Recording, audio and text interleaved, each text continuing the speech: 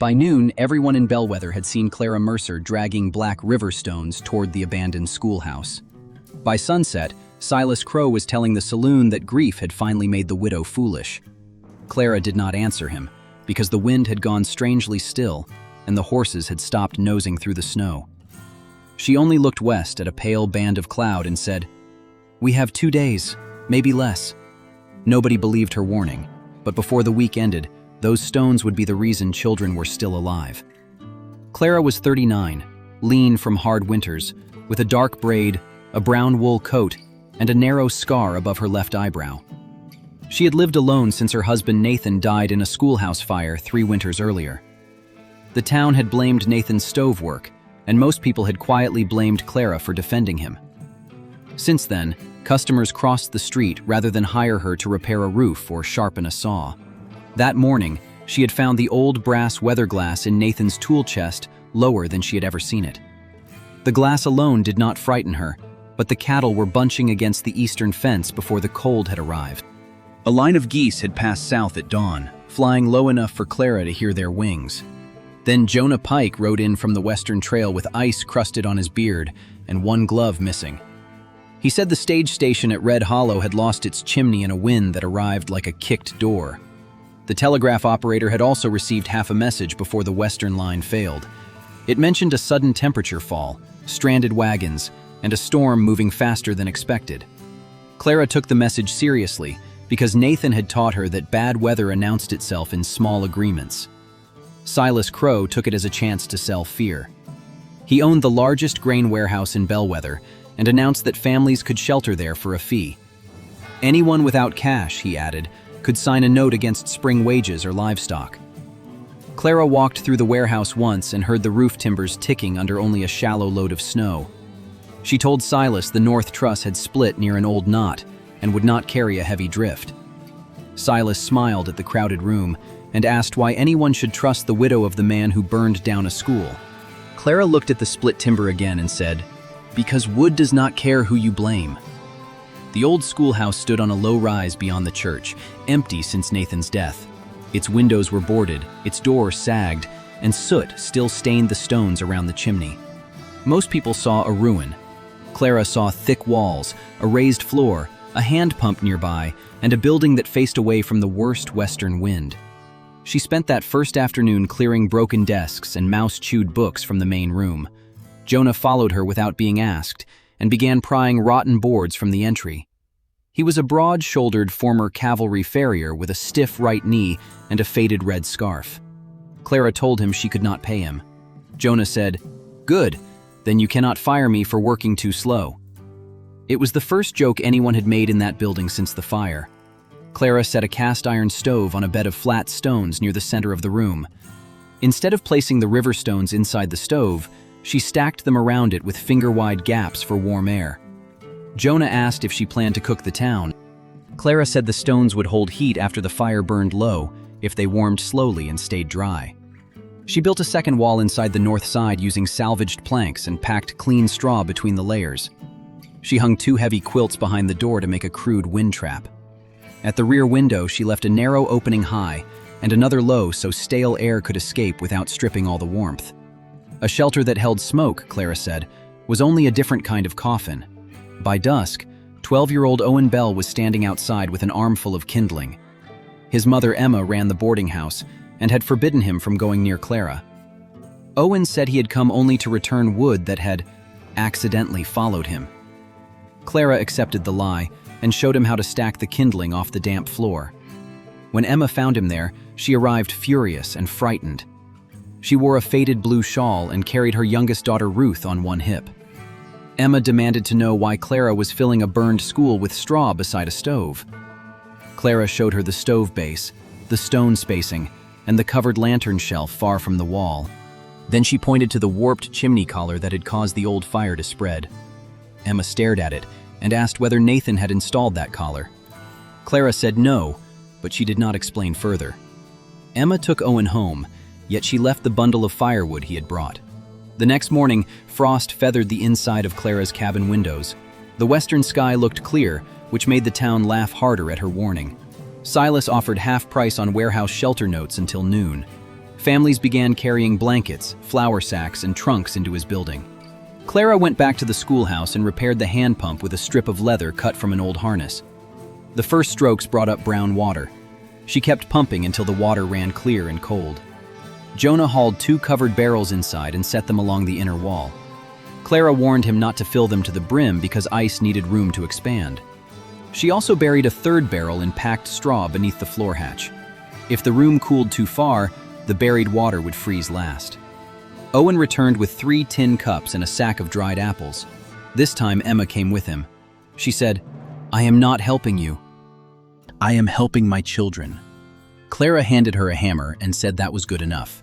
Together they patched the second quilted door curtain and sealed cracks with rags and clay. By afternoon, 6 other townspeople had quietly brought something without agreeing to stay. One left beans, another lamp oil, and another a coil of rope. The blacksmith donated 2 lengths of stovepipe and pretended he had found them in the road. Even Reverend Hale carried over a box of candles after sunset. Silas watched the traffic from his warehouse porch. He told the men beside him that Clara was stealing customers with a ghost story. Then he sent his clerk to buy every remaining bundle of dry firewood in town. When Clara reached the lumber yard, the racks were nearly empty. She had enough fuel for 1 hard night, not 3. Jonah suggested breaking up the remaining school desks. Clara looked at the old oak tops and shook her head. She said, "Not yet. Wood is easy to burn and hard to replace." Instead, she led Jonah to the abandoned rail siding where wind had piled tumbleweed against a fence. They bundled the dry weed with scrap twine and stored it under the porch for quick kindling. Clara then collected buffalo chips from the frozen pasture, a fuel nobody in Bellweather considered respectable. Owen wrinkled his nose until Clara explained that pride produced very little heat. By evening, the schoolhouse smelled of clay, straw, wool, and honest work. Clara lit the stove for a slow test rather than a roaring fire. The first heat drew hidden moisture from 2 river stones, and one cracked sharply against the hearth. Everyone jumped. Clara removed the wet stones and ordered the rest warmed in smaller batches. Emma asked whether the whole idea had just failed. Clara said, "No, the test found the part that could fail before the storm did." That answer stayed with Emma. Outside, the temperature began falling after dark. The church bell rope stiffened with frost. Dogs scratched at doors to be let inside. Jonah returned from the west road with snow dust on his shoulders and no sign of the horizon behind him. He had ridden only 3 miles before turning back. He told Clara the wind smelled like iron and the sky had vanished over the prairie. Clara sent Owen to warn every house on the north edge of town. She told him to say the schoolhouse would take anyone without payment. Owen asked whether he should mention Silas. Clara said, "Mention the weather. Men can argue after they are warm." The first family arrived before midnight, carrying a baby wrapped in a flour sack beneath 2 blankets. Then came an elderly couple whose stovepipe had frozen with soot. Emma brought Ruth and a pot of stew. Reverend Hale brought the church register because he believed every paper deserved one rescue. By 1 in the morning, 19 people were sleeping or sitting along the schoolhouse walls. The stones around the stove had become warm enough to touch, but not hold. Clara fed the fire small pieces often, keeping the stovepipe hot enough to draw cleanly. The room never became comfortable. It became survivable. At dawn, the storm still had not reached Bellweather. Some of the frightened families began to feel foolish. Silas opened his warehouse doors and invited everyone to see lanterns burning over rows of cots. He had sacks of grain stacked like walls and a large stove glowing near the office. His place looked warmer, brighter, and more respectable than Clara's blackened school. 3 families gathered their blankets and left the schoolhouse. Clara did not stop them. She only asked each family to carry a length of rope and keep it tied around the waist if the snow thickened. One man laughed and handed the rope back. Emma watched him go and asked why Clara was not fighting harder to keep people. Clara said fear could open a door, but only trust could make someone stay inside. Near noon, the wind struck. It hit the western wall with a deep thud that made every loose board speak at once. Snow crossed the road sideways so fast that the church disappeared in less than a minute. Owen, who had been at the pump, stumbled toward the door with both hands over his face. Clara caught his coat and dragged him through the quilted entry. The outer door slammed hard enough to split its lower hinge. Jonah braced it with a desk leg while Clara drove 2 long nails through a leather strap. The room went quiet except for the stove and the wind. Then Ruth began to cry. Emma crouched beside her and said the storm was only loud because it could not get inside. Clara heard the words and looked at the north wall. The straw-packed boards were holding. An hour later, snow had covered the lower half of the western windows. Clara told the adults not to dig it away. Packed snow against the wall, she explained, could block wind and slow heat loss. They cleared only the high vent and the chimney path. Jonah tied the donated rope from the schoolhouse porch to the hand pump. From there, he ran another length toward the church fence. The rope vanished into white air after 20 feet. Clara said nobody would go farther without a line. At Silas's warehouse, more than 40 people were now sheltering among the grain sacks. The stove kept the center aisle warm, but the high roof swallowed heat. Snow sifted through gaps along the eaves. Silas ordered his clerk to burn broken crates faster. The clerk reminded him that the pile was shrinking. Silas told him the storm would pass by morning. Back at the schoolhouse, Clara marked the fuel stack with chalk. At the current rate, they could keep the stove hot through the night and warm through most of the next day. If the wind lasted longer, they would have to choose between heat and cooking. Emma began serving stew in half portions before anyone complained. Owen asked why she had suddenly become so strict. Emma said, "Because your stomach can argue with me tomorrow." By evening, the outside cold had become severe enough that breath froze white around the door seams. Clara placed 2 warmed stones beneath a wool blanket beside the baby's basket. She made sure the stones were wrapped thickly and could not touch skin. The elderly man with the soot-blocked stove began coughing. Clara moved him closer to the low, fresh air opening instead of nearer the fire. His breathing eased within minutes. Reverend Hale noticed and asked how she had known. Clara said Nathan had nearly died once from a stove that drew badly in a sealed cabin. The room fell quiet at her husband's name. Emma looked toward the blackened chimney stones, but did not ask the question again. Shortly after dark, a pounding came from the outer door. Jonah opened it only after tying himself to the rope. A teenage girl collapsed against him with frost whitening her lashes. She was Silas Crow's niece, Lila. She had followed the church fence from the warehouse after a roof beam cracked above the cots. Clara stripped the wet mittens from Lila's hands and wrapped them in dry wool. Lila begged Clara to come to the warehouse. She said Silas would not move people because the storm outside looked more dangerous than the roof inside. Clara asked how many roof braces had shifted. Lila said she had heard 3 heavy cracks and seen 1 post bow. Jonah looked at Clara and said they could not guide 40 people through that wind with 1 rope. Clara agreed. Then she looked at the old school desks she had refused to burn. Each desk had a heavy iron frame and 2 long oak rails. Clara smiled for the first time since the storm began. She said, "Now we know what the wood is for." If stories about overlooked people surviving through skill and stubborn kindness are worth your time, subscribe, because the hardest choice in Bellweather was still ahead. Clara had Jonah saw the oak rails free while Emma unwound every spare clothesline in the shelter. They lashed the rails together in pairs, making short, rigid sections that would not disappear completely beneath loose snow. The iron desk frames became anchors driven deep beside the church fence.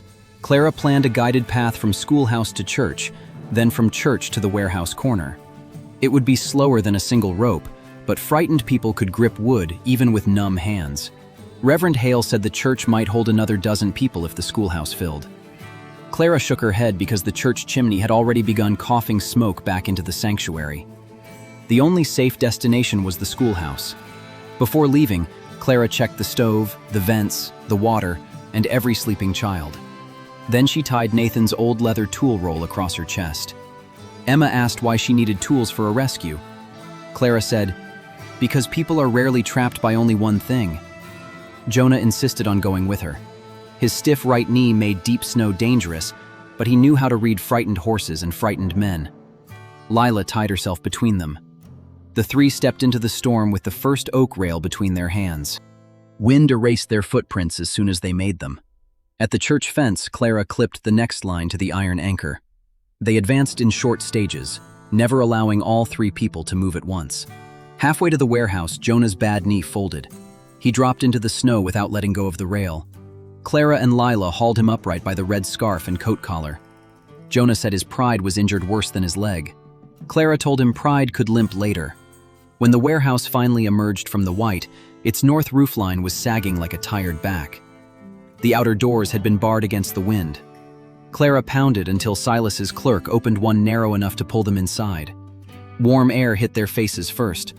Then came the sound of timber fibers breaking above them. Families sat between grain stacks with coats on despite the glowing stove. A long roof post near the center aisle had bent visibly toward the east. Clara walked straight to it and pressed one ear against the wood.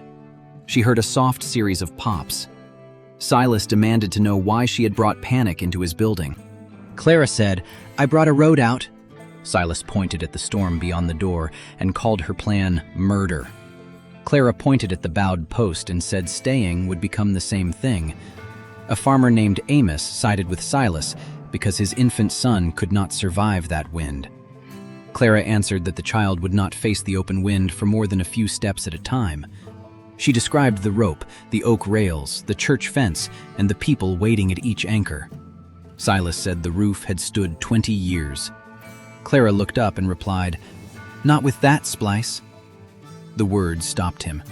She climbed onto a grain platform and scraped soot from the nearest beam joint with her knife. Under the soot was a short patched section held by undersized bolts. Nathan had once drawn the same repair in a notebook Clara kept locked away. After the schoolhouse fire, he had discovered that Silas was buying rejected lumber and reselling it as sound construction timber. Nathan had planned to confront the town council the morning after the fire. He never reached that meeting. For 3 years, Clara had believed the evidence died with him. Now the crooked splice above Silas's own shelter carried the same saw mark Nathan had sketched. Silas saw recognition in her face. He quietly told Clara not to confuse an old business dispute with a storm. Clara asked how many buildings carried his patched beams. Silas said nothing. That silence changed the problem for her. The schoolhouse fire had not been proof of Nathan's carelessness. It had been the first warning Bellweather ignored. Clara could have exposed Silas immediately. She could have shouted that he had sold weak timber and ruined Nathan's name. Instead, another crack traveled across the roof. Clara told everyone to take only blankets, children, medicine, and whatever food could be carried in one hand. Silas grabbed her sleeve and whispered that if she accused him now, the crowd would turn on him. Clara pulled free and said, "Then help me get them out before they have time." For 1 second, Silas looked like a man considering escape. Then his eyes moved to Lila. His niece was already tying a rope around an elderly woman's waist. Silas took off his heavy black coat and wrapped it around a shivering boy. He ordered his clerk to open the south storage door, where the wind struck less directly. The evacuation began in groups of 6. Clara placed the strongest adult first, a child or elder in the middle, and another strong adult at the rear. Each group moved from rail to rope, then rope to fence. Nobody was allowed to release one handhold before touching the next. The first group reached the church safely. The second lost a blanket, but not a person. The third reached the schoolhouse with a baby hidden beneath Jonah's coat. By the fourth trip, snow had buried the lowest rail. Owen and Emma dug it clear from the safe side using serving trays. At the warehouse, the bowed roof post shifted another inch. Silas finally admitted they would not finish in time at the current pace. Clara opened Nathan's tool roll and took out a hand auger, 2 wedges, and a short length of chain. She told Silas to bring the wagon jack from his loading bay. Together, they raised the failing post just enough to slide a grain-scale platform beneath it. The crude brace would not save the roof. It might buy 10 minutes. Silas stared at the patched beam overhead and said Nathan had warned him. Clara kept turning the jack. Silas said the good timber had cost more than the town contract allowed. Clara replied that Nathan had offered to rebuild the joint without charging labor. Silas closed his eyes. He remembered refusing because replacing one joint would reveal the others. Clara said, "You chose your name over everyone under this roof." Silas answered, "And you chose to save me anyway." Clara looked toward Lila and said, "I chose them." The next evacuation group left with Silas at the rear. Clara stayed behind with Jonah and Amos to move the last families. Amos's infant began wheezing in the dry, dusty air. Clara gave the mother a damp cloth to hold near the baby's face. Then a roof board tore loose and vanished into the snow outside. The warehouse filled with a low roar. Jonah shouted that the brace was slipping. Clara counted 11 people still inside. She divided them into 2 groups and sent the first immediately. Amos refused to leave without the trunk containing his family papers. Clara kicked the trunk latch open and pulled out the deed, a Bible, and 3 letters. She shoved them inside his coat and said the rest was furniture. Amos looked at the trunk once, then followed his wife. Only Clara, Jonah, Silas's clerk, and 2 elderly brothers remained. The clerk froze at the doorway when the storm hit his face. Clara slapped an oak rail into his hands and told him to describe what he could feel. He said wood. She told him to feel for the next piece of wood and nothing else. The clerk moved. A deep crack sounded behind them before they reached the church fence. They did not turn around. The north half of Silas's warehouse roof collapsed into the grain stacks. The blast of powder and splintered boards chased them across the yard. At the schoolhouse, the waiting crowd heard the collapse through the storm. Silas lowered his head and said nothing. Clara entered last, with ice coating her braid and Nathan's tool roll still across her chest. For a moment, nobody spoke. Then the stove gave a hollow metallic cough. Smoke curled sideways from the stovepipe joint. Clara looked at the ceiling and realized the storm had shifted. Snow had packed around the chimney cap, choking the draft. The schoolhouse had just become dangerous in a new way. Clara ordered everyone away from the stove before anyone could argue. Jonah opened the high vent, but the wind drove smoke back through it. Emma wet 2 cloths and pressed one over Ruth's mouth and another over Owen's. The room that had saved them from cold was beginning to fill with poison. Clara killed the fire by spreading the coals across the stone hearth instead of pouring water on the iron stove. The river stones remained hot, even as the flames disappeared. She told everyone to stay low and breathe through damp cloth. Silas offered to climb outside and clear the chimney. Clara said the roof was too slick, and the wind would throw him before he reached the ridge. Then she remembered the second stovepipe the blacksmith had donated. It lay beneath the teacher's platform because there had been no reason to install it. Nathan had once planned a lower emergency flue through the east wall for a second stove. The opening had been bricked over after the fire. Clara crossed to the soot-darkened corner and struck the plaster with Nathan's hammer. A hollow sound answered behind it. She broke away enough plaster to reveal a circular iron collar set into the wall. Emma stared at it and whispered, "He built another way out." Clara corrected her gently and said, "Another way for smoke." Jonah and Silas dragged the spare pipe across the room. Clara fitted it into the old collar and packed the gap with wet clay and strips of wool. The pipe angled slightly upward through the east wall, protected from the worst western drift.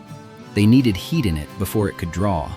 Clara took a small shovel of glowing coals from the hearth and placed them in a shallow iron pan beneath the new pipe. At first, smoke wandered uselessly around the room. Then a thin gray ribbon bent toward the pipe mouth. Clara added 2 dry sticks. The ribbon became a steady stream. A faint pull of fresh air touched the low vent near the floor. The emergency flue was working. People began coughing less. Clara relit the stove slowly and connected its upper collar to the new pipe with the remaining sections. The arrangement was ugly, crooked, and temporary. It also drew. The hot river stones had kept the room from losing all its warmth during the repair. Owen pressed both palms near one of them and grinned. He said, "So the rocks really were the plan?" Clara answered, "The rocks were one plan." The wind hammered the building hard enough to shake dust from the rafters. A shelter, Clara knew, survived by having more than one answer. She checked the north wall and found the straw insulation still dry. She checked the buried water barrel and found only a rim of ice. She checked the fuel pile and counted enough for perhaps another day at careful burn. Then Jonah noticed something worse. The snow pressing against the west wall had risen above the lower boards and was forcing the damaged door inward. If the door failed, the wind trap would vanish. Clara had no spare planks left. Every good oak rail was now outside, marking the rescue route. Silas looked at the old school desks that remained. Clara finally nodded. They broke the last desks apart. Silas used the oak tops to brace the door, while Jonah wedged the iron frames against the floor. Nobody joked about burning school furniture now. Near midnight, the storm reached its fiercest point. The schoolhouse disappeared beneath moving snow until only the chimney pipe and upper windows remained visible. Inside, more than 60 people shared one room meant for half that number. The air was close but breathable. The floor was crowded but orderly. Emma organized children near the warm stones and adults along the colder outer walls. Reverend Hale kept a bucket beside the stove and checked for sparks instead of praying loudly. Amos surrendered the last of his coffee to the night watch. Silas sat near the door in his shirt sleeves because his coat was still wrapped around the shivering boy. Lila leaned against his shoulder. For the first time, Clara saw him without the armor of his warehouse, money, or public certainty. He looked old. A sudden crash came from beneath the floor. Several people cried out. Clara opened the hatch and found that one support under the water barrel had split. The barrel had shifted toward a heating stone. If it broke, water could flood the floor and freeze near the door. Jonah tried to climb down, but his right knee buckled on the ladder. Clara went instead.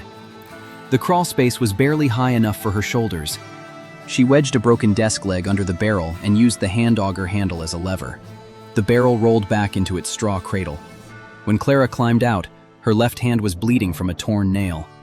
Emma wrapped it without comment. Silas watched the bandage and said Nathan used to make the same face when he was hurt. Clara asked what face.